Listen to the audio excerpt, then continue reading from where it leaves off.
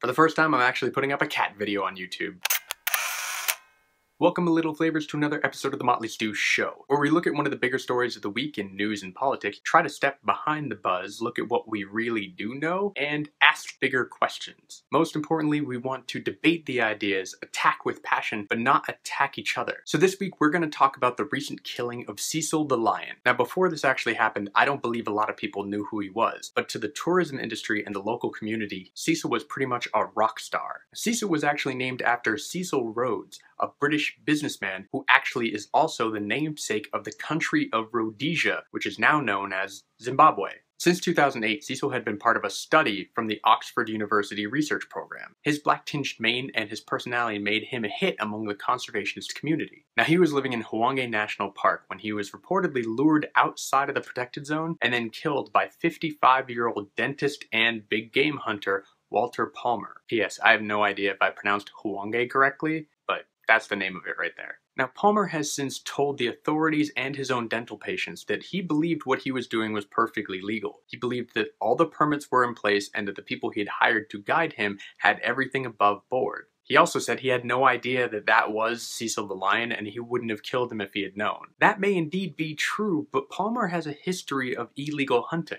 Back in 2008, he pled guilty to lying to officials about a black bear he and his group killed. Now, what happened was they killed that black bear 40 miles outside of the legal hunting zone. They knew they were outside the zone, they picked up the bear, transported him 40 miles back into the zone, and then marked the kill. Now, as to what happened to Cecil, according to most accounts, Palmer paid $50,000 for his two guides to set up the hunt. When Palmer found Cecil, he shot him with a bow or a crossbow, and he didn't kill him. They went ahead and tracked Cecil for 40 more hours before closing in, shooting him, skinning him, and decapitating him. They left the body behind to rot. Now, speaking of those two guides, Theo Bronkhorst, Honest Ndlovu, they were both arrested by authorities in Zimbabwe for operating without legal permits. Bronkhorst, I believe, is actually due back in court today, while Honest, by some accounts, has been let go. Now, there was also another report that a day or so later, another lion in that same pride named Jericho was also killed. But according to many reports, those initial worries are actually unfounded. Jericho is still alive and well, and researchers in that area are actually hoping that Jericho will take over the whole pride, including Cecil's cubs. The officials in Zimbabwe have now suspended all bow hunting and all big game hunting in the areas surrounding Hwange National Park.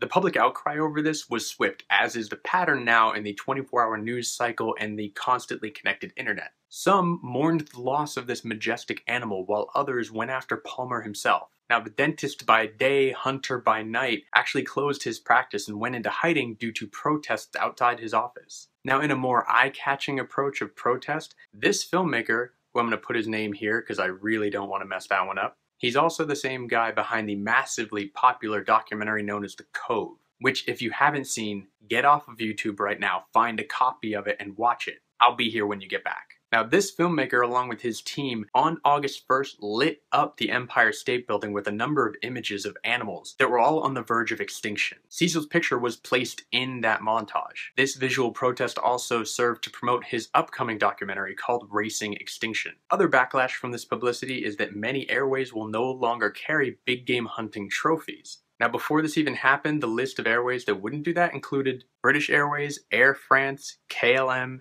Singapore Airways, Lufthansa, Air Emirates, Iberia Airlines, IAG Cargo, and Qantas. Now, after the public outcry, Delta and United Airlines added their name to that group. Even Thai Inc., the company behind the Beanie Baby phenomenon, jumped into the fray by announcing that they will be making a specific Beanie Baby of Cecil the lion. As for the time of the filming of this video, there hasn't been any word about what will be done from the profits of the sales of that particular Beanie Baby. The whole thing is shining a big and harsh light on the practice of big game hunting, and it causes many people to question why this is even still allowed today. Now, some of the supporters say that the money brought in by big game hunting actually helps out the local communities, and that a percentage of that actually goes towards conservation efforts for those animals. So in the end, it actually saves more animals than it hurts. Now, the idea of deciding which animal gets to be killed for this so that the others can be saved sounds a lot like Hunger Games to me. Now, due to the recent scrutiny from this particular issue, it seems that some of those defenses are not really holding up. Now, as for the money from the big game hunt itself, if it can even make it past the massive corruption in this industry, very little of it actually goes to the communities. Some reports go on to show that only about 3% makes it to the locals and the people who own the land that the hunt was done on.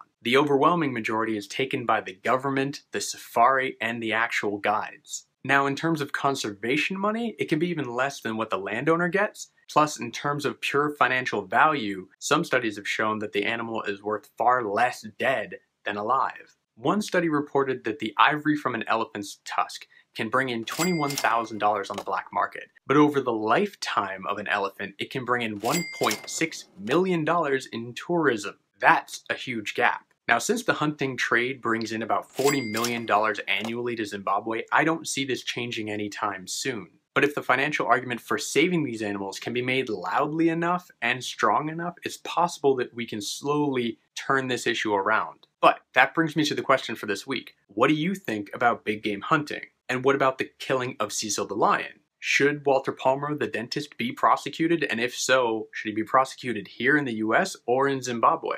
Let me know in the comments down below. Thanks again for watching another episode of the Motley Stew Show. If you haven't subscribed yet, you can do so right here on this fancy little button, and I'll take care of the rest. We'll be friends forever, or at least until you unsubscribe, and then you're out of the will. You can also like, favorite, or share this video with anyone you feel might want to jump into the discussion. Stay tuned for next week, and as always, here's your little bit of Logan. Come here. Ready? Yeah. What do you say? See ya. See ya.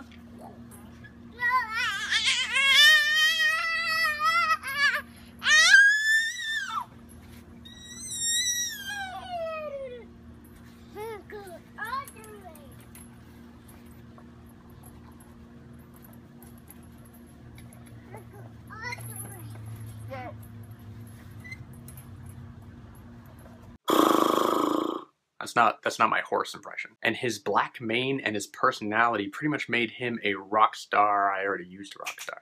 Back in 2008, he pled guilty to lying to officials about a black bear.